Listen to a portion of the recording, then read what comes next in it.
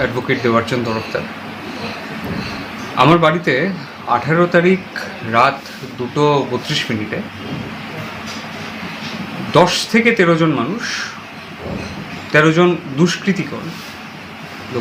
দুষ্কৃতিকারী লোকেরা আমার বাড়িতে ঢোকার চেষ্টা করে, কিন্তু এই চেষ্টাতে তারা ব্যর্থ হয়। এটার কারণ ছিল বাড়ির ওপরে আমার একটা সিসিটিভি ক্যামেরা ইনস্টল করা ছিল। সেই ক্যামেরাটা যখন তারা দেখতে পায়, তখন তারা সেই ক্যামেরাটাকে সেখান থেকে দুমড়ে মুচড়ে সরিয়ে নেয়, এবং তার পরবর্তীতে যেহেতু অলরেডি তারা বোঝে যে ক্যামেরার মধ্যে তাদের চেহারা ছবি এসছে, তারা সেখান থেকে চলে যায়। এই পুরো জিনিসটাই ক্যামেরাবন্দি হয়েছে। সিসিটিভি ফুটেজটা, ক্যামেরাটা নিয়ে যাওয়ার আগ অবধি এই পুরো ফুটেজটাই আছে। ফুটেজটা সোশ্যাল মিডিয়ার মধ্যে আমি দিয়েছি অলরেডি। এবার এখানে 3-4টে প্রশ্ন হচ্ছে। প্রথম প্রশ্ন হচ্ছে যে এরা কারা হতে পারে। এবার দেখুন, প্রফেশনাল কারণে যেহেতু আমি একজন আইনজীবী, সেই ক্ষেত্রে আমাদের কর্তব্য যে আমরা একজন পার্টির তরফ থেকে লড়ি, বিবাদী পক্ষ থাকে। তো সেখানে এটাও হতে পারে কোনো মানুষ যিনি আমার উপর রাগান্বিত বা আমাদের উপর রাগান্বিত, তারা হতে পারেন, কিন্তু সেটা আমি বিশ্বাস করতে একটু রিফিউজ করছি। কারণ এরকম ইনসিডেন্ট কৈলাসহরে আগে হয়েছে বলে আমার তো স্মরণে নেই। এবং যতটুকুই আমি দেখেছি, কারণ ওনারাও জানেন যে কোনো অ্যাডভোকেট বা লয়ারদের পার্সোনাল কোনো ইন্টারেস্ট থাকে না। আমার কাছে যিনি আসবেন আমি ওনাকেই রিপ্রেজেন্ট করব। তো সেই থিওরিটা আমি ক্যান্সেল করছি। দ্বিতীয়ত যেটা হবে সেটা হচ্ছে গিয়ে কোনো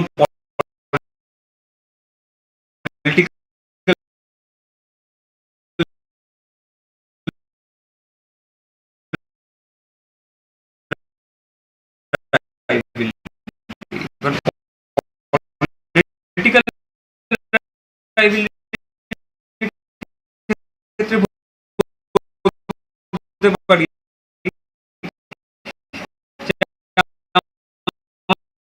বাড়িতে সবাই রিটায়ার্ড, আমি ছাড়া।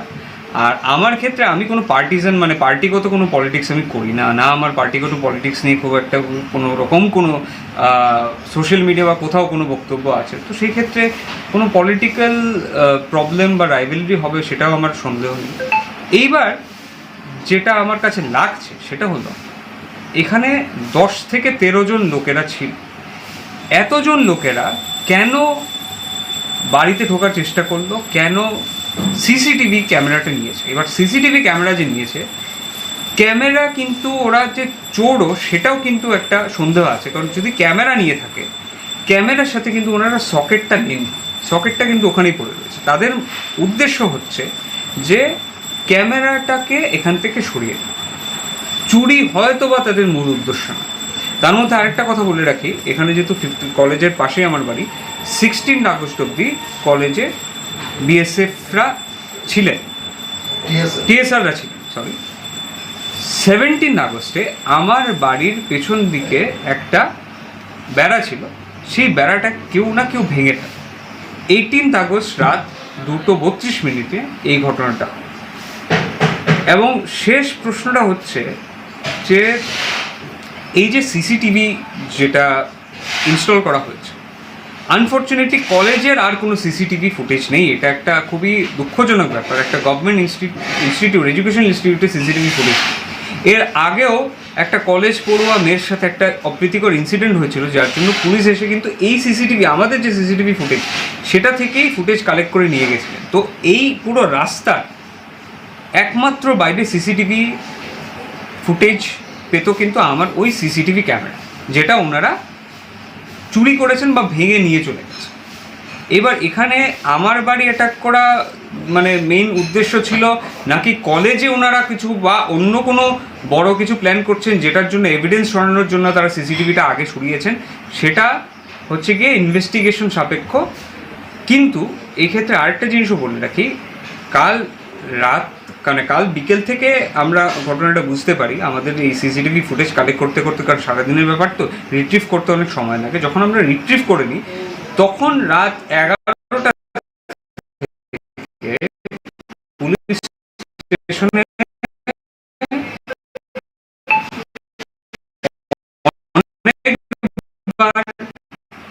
ফোন করা হয়েছে, কিন্তু এখন অবধি, এখন বাজে 1:40, এখন অবধি পুলিশরা কিন্তু এখন অবধি আমার বাড়িতে আসেনি। তো শহরে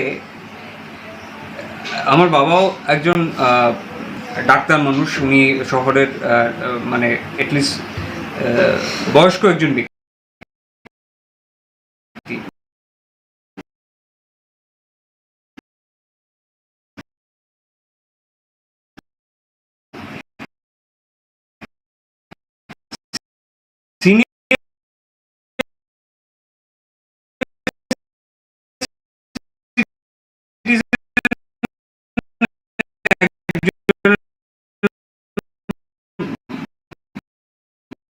বাড়িতে এবং একজন লয়ারের বাড়িতে এরকম 10 থেকে 12 জন 13 জন মানুষ অ্যাটাক করলো এবং সেটা নিয়ে পুলিশের কোনো রকম কোনো হেলদোল নেই, সেটার দায়িত্ব কে নেবে?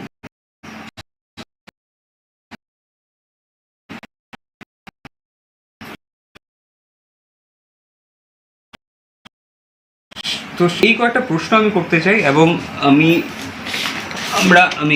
মিডিয়ার কাছে দেখাবো যে এখন উইদিন 2টোর সময়, যেহেতু পুলিশ আসেননি, আমি নিজে